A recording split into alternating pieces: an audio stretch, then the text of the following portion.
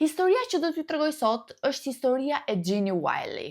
Ama përgatituni, pasi historia e sotme është vërtet një film horror.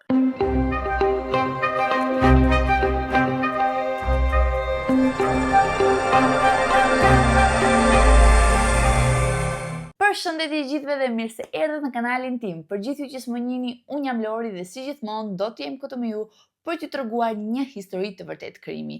Nëse jeni të apasionuar pas historive true crime ose misterioze si puna ime, atëherë ju rekomandoj që të bëni një subscribe për të qenë gjithmonë të azhurnuar mbi videot e reja. Ju kujtoj që qëllimi i këtij kanali është informativ dhe jo gjykues ndaj personave që marrin pjesë në këtë histori. Kur ajo lindi, i kaloi vitet e para të jetës të mbyllur në një dhomë, e detyruar të qëndronte me jelek shtrëngues dhe e privuar nga çdo formë marrëdhënie shoqërore, duke e kthyer atë një fëmijë të egër, të paftë për të folur, për të komunikuar apo për të përdorur dhe tualetin. Rasti i saj u bë një objekt studimi. Në fakt, edhe sot tek kësaj dite është një nga rastet më të rralla ku shkencëtarët kanë pasur mundësinë të studiojnë zhvillimin e njeriut në kushte izolimi. Historia e saj është një film horror. Është një film horror i cili u shkaktua nga vetë prindrit e saj, Clark Wiley dhe Irene. Që të dy kishin çrregullime të thella shoqërore. Clark kishte pasur trauma në fëmijëri, sidomos për shkak të emrit të tij të parë që ishte paksa femëror. Dhe në fakt ishte një gjë që e kishte traumatizuar goxha dhe ishte edhe viktimë e bullizmit, por sapo mbushi moshën 18 vjeç, moshën madhore, menjëherë e ndryshoi emrin e tij. Por në fakt e gjithë urrëtia që kishte kundrejt nënës së tij që ajo i kishte vendosur këtë emër nuk u shua kurrë. Irene nga ana tjetër ishte një gruaj që kishte mbetur pjesërisht e vepër pas një traume që kishte përjetuar. Ato që të dy e urrenin një zakonisht zhurmë, jo vetëm zhurmën e madhe, por edhe të flisnin me njëri tjetrin, sidomos Clark. Clark e urrente jashtëzakonisht shumë. Kështu që në shtëpinë e tyre nuk kishte asnjë radio, asnjë televizor, as muzikë, as edhe një fëmijë. Pra, në një farë mënyrë këto ishin rregullat. Nuk duhet të kishte absolutisht zhurmë. Vetëm 4 vite më vonë sjellën në jetë vajzën e tyre të parë, Dorothy. Por Dorothy, si çdo fëmijë tjetër, qajnë, sepse normale bebet qajnë, ndërsa Clark nga ana tjetër nuk i duronte fare zhurmat. Kështu që detyron Irenën që të marrë vajzën dhe ta shperi atë në garazh. Kështu që vajza vitin e parë të jetës e kalon në garazh. Dhe them vitin e parë të jetës, sepse po atë vit ndorron jetë për shkak se u sëmur nga pneumonia. Por vetëm disa muaj më vonë, Irene ngel përsëri shtazan, por fëmia që lindi vdiq vetëm disa ditë pas lindjes për shkak të një sëmundje që kishte sjellë që nga lindja. Dhe vetëm shumë vite më vonë, sjell në jetë djalin e tyre të parë, John. Por normale, përsëri fillon kalvari i Clark që nuk dëshiron të dëgjonte asnjë zhurmë, nuk dëshiron të dëgjonte asnjë tingull dhe për këtë arsye djali i tyre pati probleme me zhvillimin e gjuhës. Në këtë pikë në fakt ndërhyri familja e Clark dhe ishte pikërisht nëna e Clark, ajo nëna e keqe që kishte vendosur atij emrin femëror. Dhe në fakt zonja në fjalë e merr djalin dhe largohet nga shtëpia dhe e ndihmon jashtëzakonisht shumë djalin, kështu që djaloshi bën shumë përparime në të folur dhe ka ritmin e një fëmije 6 vjeçar. Por vetëm disa vite më vonë, Irene ngel përsëri shtazan dhe këtë herë me një vajzë, me vajzën e saj të dytë, sepse normale e para vdiq, por këtë herë do të mbahet mend nga e gjithë bota si vajza e egër Jean. Brenda shtëpisë Wiley gjithçka vazhdonte si më parë, nuk duhet kishte asnjë zhurmë, asnjë fjalë, asnjë tingull, asnjë mis nuk duhet fluturonte, pra qetësi absolute. Imagjinoni që vajza jetonte përsëri në garazh, por ndryshe nga vllai i saj John, i cili u mor nga nëna e Clark, për këtë të fundit nuk kishte asnjë shpresa. Asnjë nuk ndërhyri për këtë. Dhe në fakt, ajo u shkëput plotësisht nga bota e jashtme. Imagjinoni që nëse qante, rrihej, nëse bënte zhurmë, qortohej. Imagjinoni që në lindje Jenny vuante nga një displazi e ijeve, një sëmundje që nëse nuk trajtohet çon në paaftësi.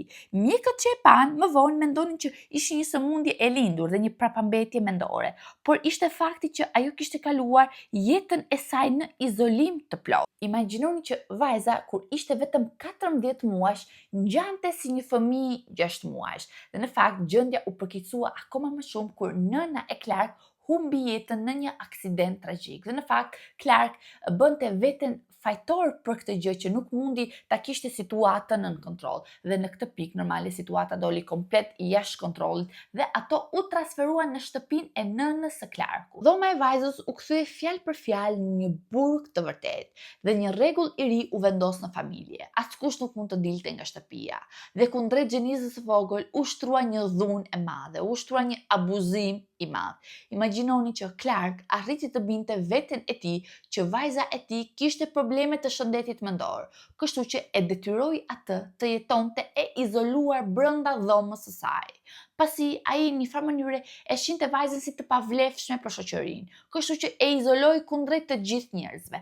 Askush nuk mund të fliste me Gjenis, askush nuk mund të komunikonte me të. Pra, në një farë mënyre ajo duhet të jetonte e mbyllur brenda në dhomën e saj.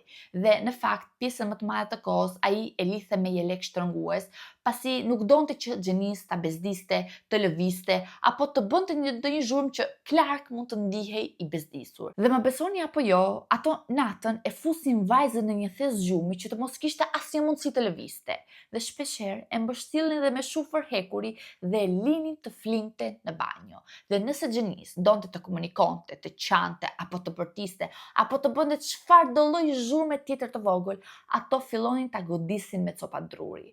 Duke qenë Clark se mendonte që vajza e tij kishte probleme të shëndetit mendor dhe gjëra të tjera, ai e ushqente pjesën më të madhe të kohës me ushqime të bluara dhe Gjenis e kalonte 99% të kohës vetëm dhe për këtë arsye ajo nuk pati mundësi të zhvillonte gjuhën e folur. Babai i saj komunikonte me atë vetëm me gjeste dhe gjeste jo gjeste për persona që nuk flasin, por gjeste si të komunikosh me qenin, domethënë që hajde këtu, shko atje, merre këtë, bëj këtë dhe gjithmonë jashtë derës së shtëpisë. Pra, dhe siç u thash, askush nuk mund të dilte nga shtëpia, përveç John, pasi John shkonte në shkollë, por babai i tij e priste Johnin tek dera e shtëpisë, jo le të themi me dashuri ose le të themi me pjatën e ushqimit në dorë, por me një çifte në dorë, për një arsye shumë të thjeshtë, që djali i tij të ktheheshte fiks në orar në shtëpi. Irene, gruaja e tij e nështruar totalisht nga natyra e tij, tashmë e verbër, nuk bënte asgjë për të mbrojtur vajzën e saj.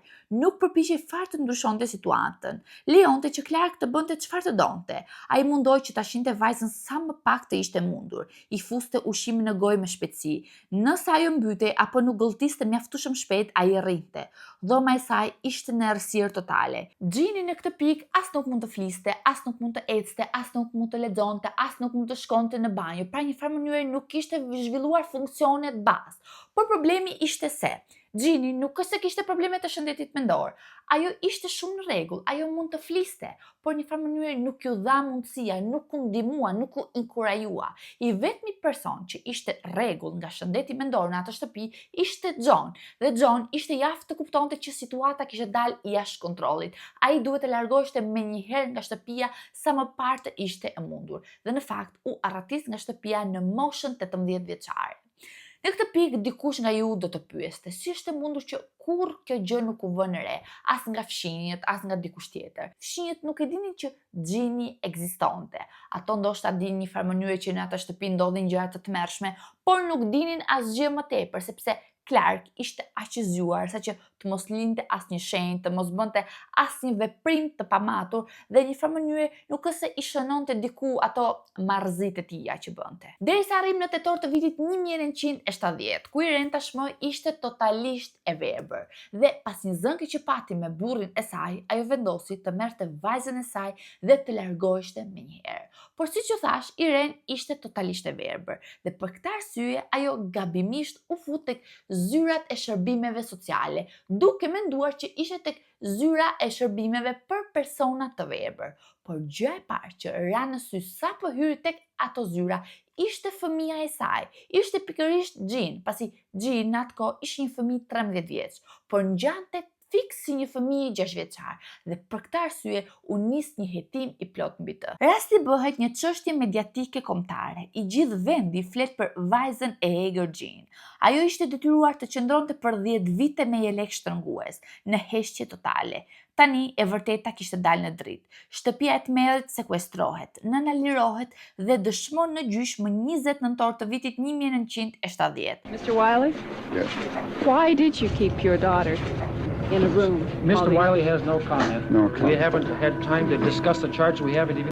Por Clark nuk paraqitet kur në gjykatë. Në vend të kësaj, ai la 2 letra lam të mire dhe vret vete. Në njërin letër shkruan: "Je një djalë i mirë." Në letrën tjetër shkruan: "Për pjesën tjetër të botës, nuk do të më kuptoni kur." Ndërsa për sa i përket Jean, ajo është kthyer tashmë në një objekt studimi shkencor, por moralisht dhe shkencërisht është e ndaluar që një fëmijë të mbahet për 13 vite e mbyllur pa asnjë lloj kontakti. Në atë kohë ende nuk dihej mirë që fëmijët kishin një kohë fikse për zhvillimin e gjuhës dhe në fakt mendohej që fëmijët kur lindin me aftësinë për të komunikuar. Pra një farë mënyre ti mund ta lije në një dhomë të izoluar siç ndodhi me Jean dhe ai prap se prap do të fillonte të fliste.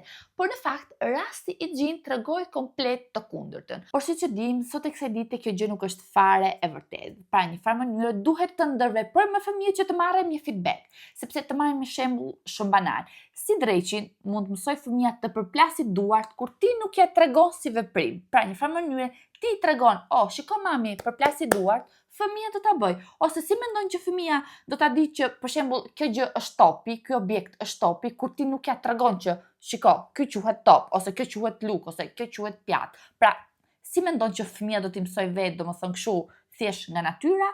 Jo, është pikërisht komunikimi. Duhet të flasim patjetër me fëmijët. Ndoshta dikush nga ju mund thotë që çdo fëmijë ka kohën e vet, ka ritmin e vet. Jam dakord, jam shumë dakord, por nëse ti shikon që një fëmijë 2 vjeç është 2 vjeç dhe nuk flet, më beso duhet t'i drejtohesh një specialisti, sepse nuk mund të rish me mendimin që okej, do flasi, okej, do rregullohet, okej se edhe unë kam folur me vonesë, okej se edhe filani ka folur me vonesë, por prap ka folur. Jo, hiqeni komplet nga mendja. Patjetër duhet t'i drejtojmë një specialisti. Prandaj ju them që mos rrini me idenë që okej, do flasi. Nuk do flasi nëse ti nuk e ndihmon. Por le të vazhdojmë. Projekti kërkimor filloi të studiojë Jeanin duke i ofruar asaj ndihmën brenda Spitalit Psikiatrik të Kalifornias.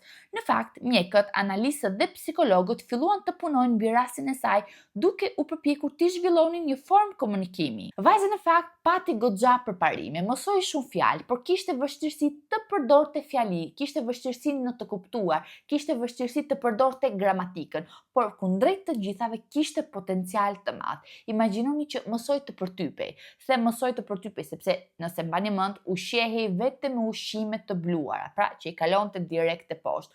Filloi të vishej vetë, filloi të shijonte muzikën dhe madje filloi që të njihte dhe mjekët të cilët kujdeseshin për të. Në testet e para që u bën, ai u vlerësua me nivelin e një foshnjë 1 vjeçare, që duhet dini që në atë kohë Jean ishte vetëm 14 vjeç dhe u vlerësua si një bebe 1 vjeçare. Pra, kuptohet shumë mirë se sa përparime të mëdha që bëri vajza. Por në fakt, projekti mbi Jean në një farë mënyre u neglizhua dhe për këtë arsye vajza përfundoi nga një familje kujdestare në tjetrën, derisa mbushi moshën madhore dhe shkoi të jetonte me nënën e saj. Por dhe kjo gjë zgjati shumë pak, pasi nëna e saj nuk ishte në gjendje të kujdeseshte fare për vajzën e saj dhe gjendja e Jean nuk u përmirësua fare, por vetëm u përkeqësua.